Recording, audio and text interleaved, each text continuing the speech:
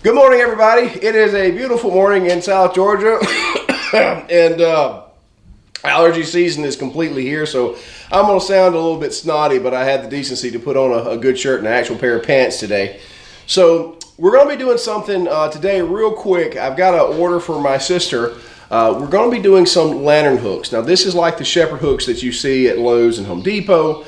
A lot of people use them to hang bird feeders. You know, it's usually got a crook to it called a shepherd's hook. But back in the day, especially in the 1800s, they had a different version of this that was known as a lantern hook. And it actually had a T-shaped top. And it was for when you're around the camp or outside, you'd drive this post in the ground. You wouldn't hang a bird feeder on it, but you'd hang your lanterns on it. So now the trick about these guys is that they're not incredibly difficult to make, but the issue is that it's so freaking long. If you want to have a really nice high lantern hook, then you're going to need to start with a piece of 10-foot stock. Now the stock that I use for this is going to be 1/2 inch square stock hot roll. And really, there's two things here that's aggravation. One, it's so freaking long. Even here in the shop, you can see I've got this piece laid out. So for me to actually by myself do this is a real problem. So hopefully I'm going to bring some help in to actually hold the back end of this while I work it on the anvil. The second thing is that this guy is going to require two really specific bends. And the problem with doing bends in steel like this is that the forge is really a terrible place to do bends because the area of heat is so long. If you need a tight 90-degree bend and you've got a heated area that's 6 inches, you're not going to get a tight 90-degree bend. You're going to get a big floppy curve over that length. So I'm going to do it both ways. I'm going to show you how we do it in the forge, and then I'm going to show you how you really need to do it using the oxyacetylene torch. And even though my phone's not on, somebody else's damn phone is on, ruining my shots. Anyway, so I'm going to get this thing fired up and get a little bit of help and show you guys how to make your very own lantern hook. Kind of hot. Take it out and on the end.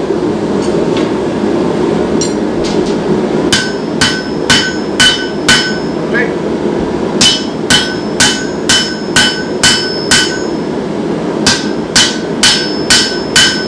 Give me a little bit left. Other way. There you go. All right.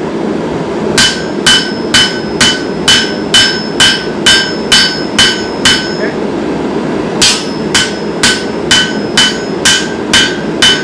All right. A little bit more left. Left, not turn. Turn, not left. Yes. Yes, the pressures of video fame. All right, one turn.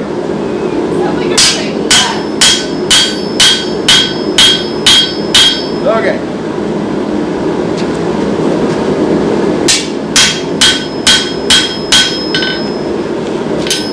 All right, so there's our tip.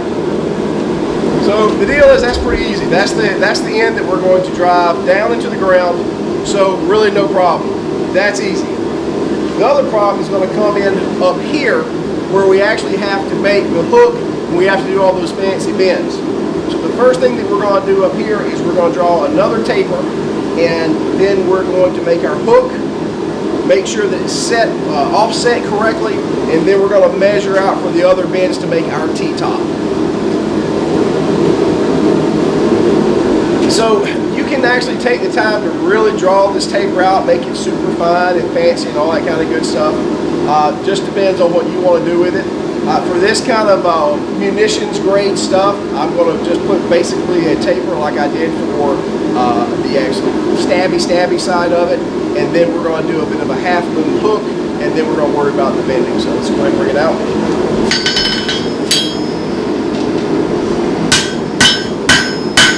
Flip.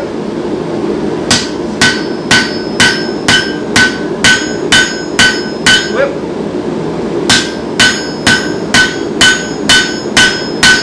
Flip.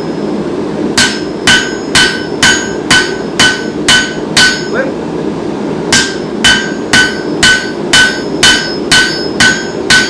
Flip.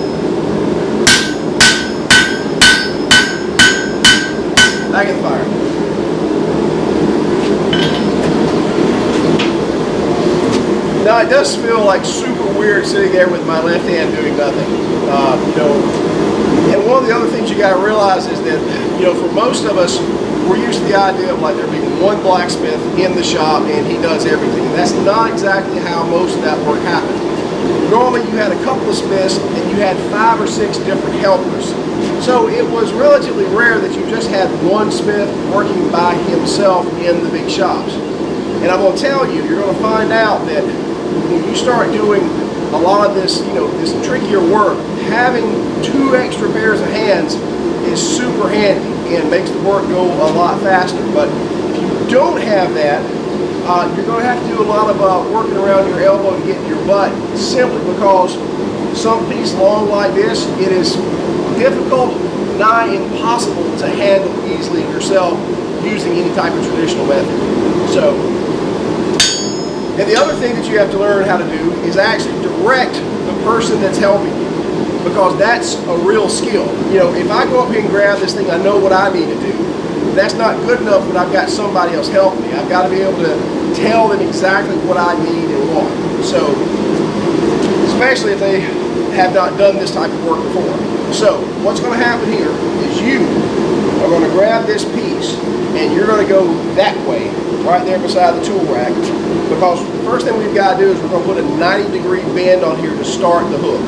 So, you're going to pick this bad boy up and go over here and we're going to dodge a puppy. Come on, puppy. Come on, let's go. All right, ready? Go that way. Watch back in, watch back in. Okay.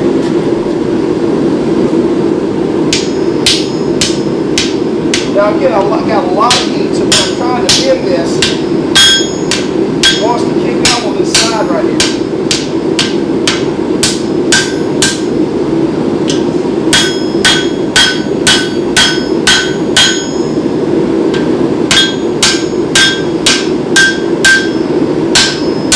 Doesn't have to be a perfect 90-degree, you know, sharp corner bend, but you can see it really wants to fight you when the whole thing is hot.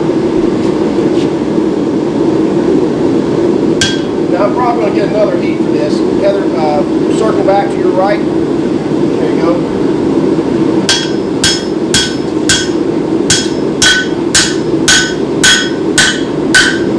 All right, let's go back in the fire.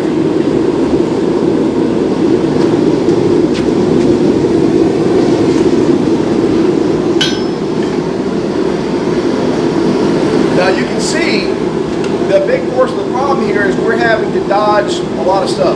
This is a 10-foot bar. So most of it, I mean, I have a really nice big shop, and the issue is that even in my shop, handling a 10-foot bar of something is really a pain in the butt. So when you're doing this type of work, a lot of times you need an area set up specifically for dealing with long stuff. So for me, it's very rare. So we just kind of grin and bear it and deal with it when we have to. Now the other issue I'm having here, now here's the cheat. The problem is Heather can't get far enough over to actually get me square with the horn. So what we're going to do to make this thing a little bit easier, I'm actually going to move the anvil to fit the work. All right.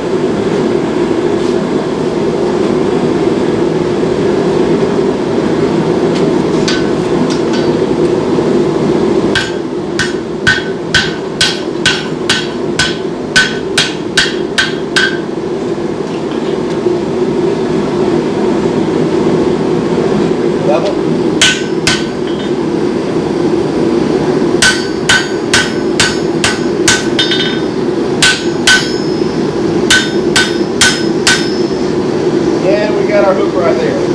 Now for a lot of you, you actually saw me make this bend first. That is the best way to make one of these offset hooks. If you actually curl it and then try to bend it, it usually ends up being quite a mess. So if you can figure the length right, it's always better to bend that first curve right there than it is to do the curve first. Now comes the real trick.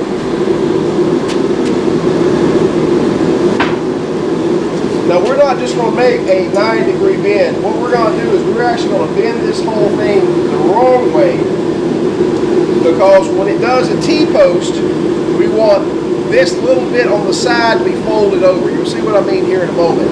But we got to bend it the opposite way and then do a complete bend. Instead of just a 90-degree, we got to bend that joker all the way to where it touches. And that's going to be a bit of a monkey. But I'm going to work it right here. Another move forward. Right there. The soapstone will come off in the forge, but you'll take a chisel and just give it a good mark. You won't lose your mark. Right, back into the fire. And we'll wait for this to heat up. Now, when we get through doing this one with the forge, I really kind of want to show you how easy it is to do it with the oxyacetylene torch. And this becomes a situation where the forge, especially a coal forge, you're going to have a monkey of a time, even with a solid fuel forge, much less a gas forge, trying to get the heating right. Because what would normally happen with something like this is it'd be hot, and then we have two guys on either side of a quench barrel. When that piece came out, both of them would be scooping water onto the piece, so you only had about that much left that was hot, and then you would make the bend. So, like I said, you got to have 3 people to do those bends really effectively. Or, if you just have the oxyacetylene torch, you can heat that 1-inch piece up and make a very accurate bend. When Jay did his work in Andersonville, that's always how he did it, and it worked out quick, and like I said, time is money. All right, there we got enough heat.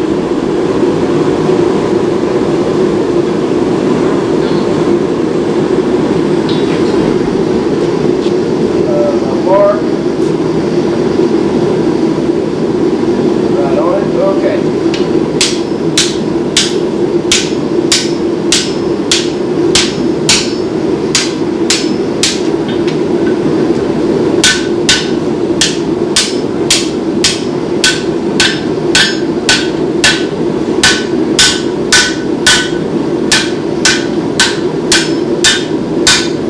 So the crazy thing is, as you can see, we got the bend right, but everything else turns into all type of gobbledygook.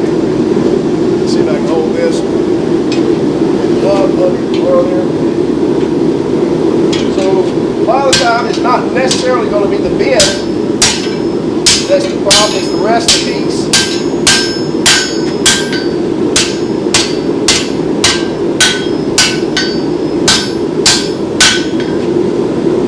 Look what a pain in the butt this is. All right, there, please.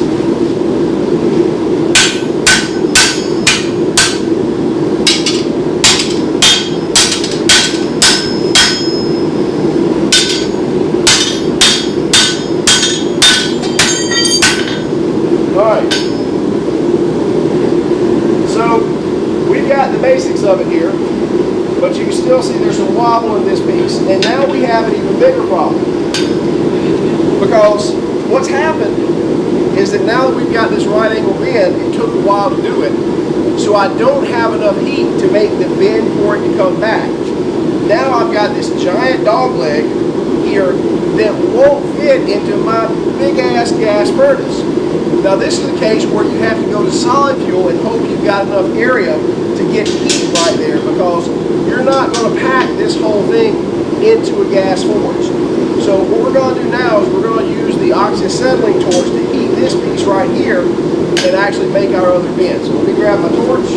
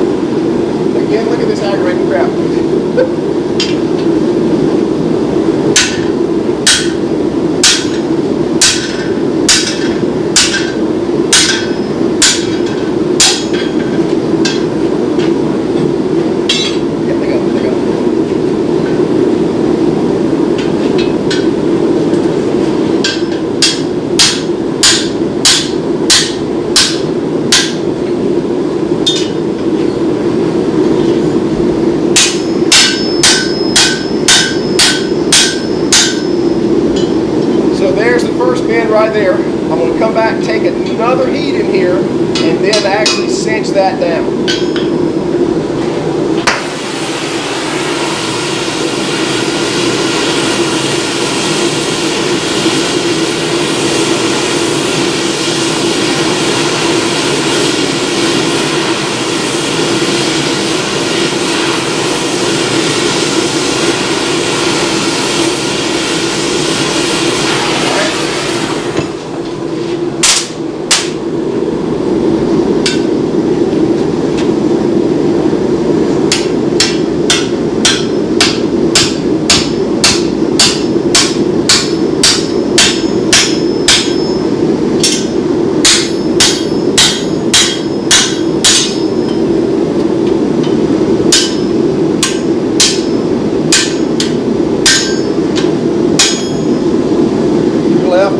Step your left, there you go.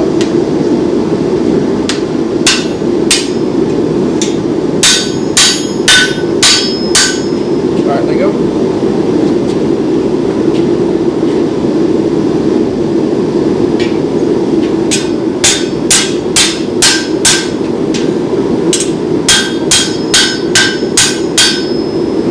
All right, so what a goat roping. These things are not easy. Now, if you notice, there's probably some of you there that as we were heating that with the torch, you were screaming to yourself, grab the bending jig. Well, you're right. So this thing is so much easier done if you have a vise, a couple of bending jigs, and that oxyacetylene torch. But again, you need a big runway around it to accommodate the length of this steel. These are always a pain in the butt. Their forging is not very complicated, but actually bending this junker up into what you need is. And not a matter of particular skill, just a matter of the right equipment. So, yeah. Well, guys, that is your planet hook. Hopefully I'll have a chance to show you guys a couple more techniques just using this straight out with the torch. But outside of that, guys, thank you for watching the show, and I'll see you again a little bit later.